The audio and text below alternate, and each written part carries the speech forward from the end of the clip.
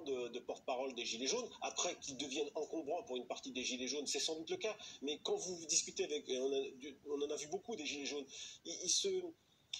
certains se méfient de figures trop encombrantes. Hein. Éric Drouet en est une, mais Benjamin Cauchy aussi à un moment a été écarté par certains gilets jaunes parce que il avait un passé politique trop important et du coup certains ne se représentaient pas à travers lui. Donc oui, forcément, dans un mouvement qui de toute façon n'a pas de représentation déterminée, forcément, les Gilets jaunes se méfient un peu les uns des autres, mais en même temps, Éric Drouet est quelqu'un qui a compté et qui compte encore dans quand même une large partie de ce mouvement des Gilets jaunes, même s'il en représente aujourd'hui une forme de dérive extrémiste.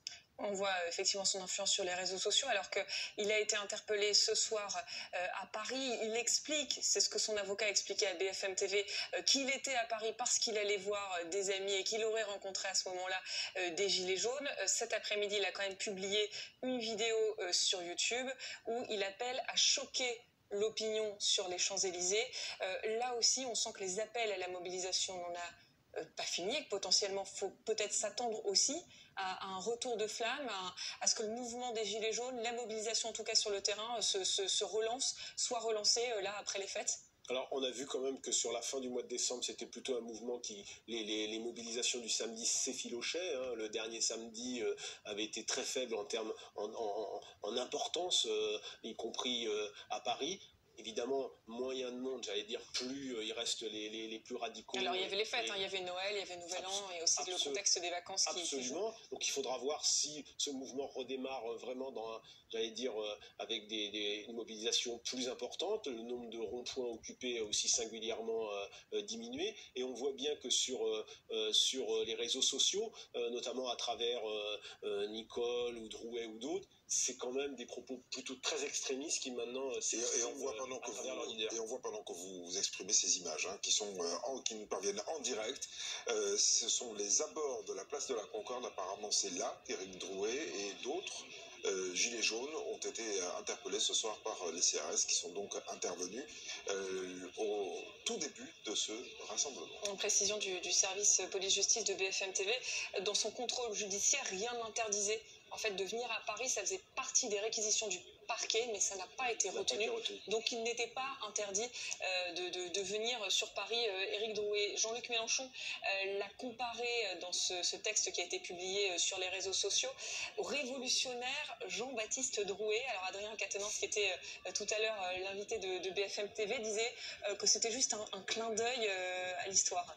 Oui, il a même parlé un peu de lyrisme. Oui, c'est un peu une facilité pour Adrien Quatennens. On sait aussi que pas mal de gens dans la France insoumise ne sont pas très à l'aise avec la passion de Mélenchon pour Drouet et les gilets jaunes les plus extrémistes. Donc je ne suis pas sûr que tout le monde approuve la position de Jean-Luc Mélenchon. Je vous interromps parce que nous sommes en ligne avec Nicolas Delabarrère. Vous en parlez tout à l'heure. Nicolas Delabarrère, vous êtes donc aux abords de la place de la Concorde pour BFM TV et vous avez assisté tout à l'heure à l'interpellation d'Éric Drouet.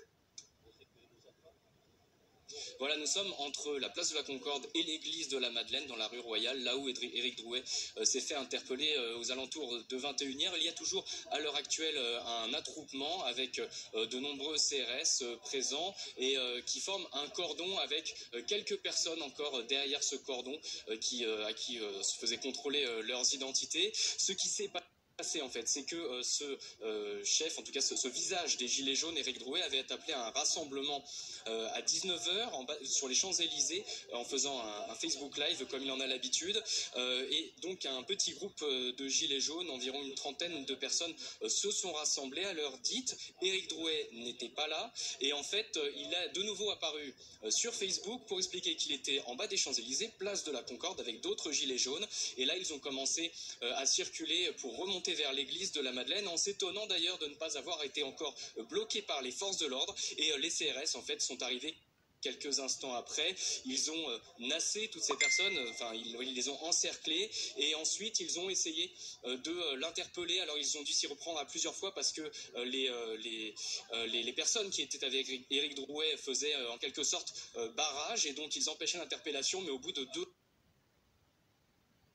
ou trois tentatives, ces policiers sont parvenus à extraire Éric Drouet et donc à l'emmener en voiture. Il n'est plus ici à l'heure actuelle, mais il y a toujours un petit attroupement avec voilà, des personnes qui dénoncent la répression policière du mouvement et qui demandent la libération d'Éric Drouet.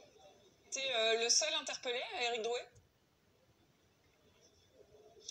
À ma connaissance, oui, mais je ne peux pas vous garantir que ce soit le seul interpellé parce que la situation est assez confuse et je n'ai pas pu voir tout ce qui s'est passé, sur place. Lui, en tout cas, oui, c'est sûr qu'il a été emmené en voiture tout à l'heure dans un véhicule qui est parti assez rapidement, qui a quitté les lieux à l'heure actuelle.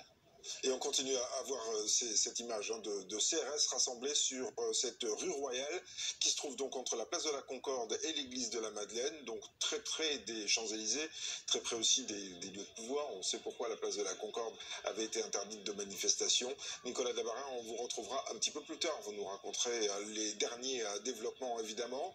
Quand on voit, Bruno Jeudi, ce qui se passe là en ce moment, au cœur de Paris, à l'endroit même où les Gilets jaunes ont toujours été interdits de manifestation, est-ce que c'était pas une provocation de la part des meneurs des Gilets jaunes d'appeler à manifester dans ces lieux? Vous avez raison, hein, c'est à cet endroit, c'était ce qu'on appelait pendant les manifestations le périmètre sacré, hein, puisque les Gilets jaunes n'ont jamais pu accéder, sauf le premier samedi, ensuite ils n'ont jamais pu accéder à la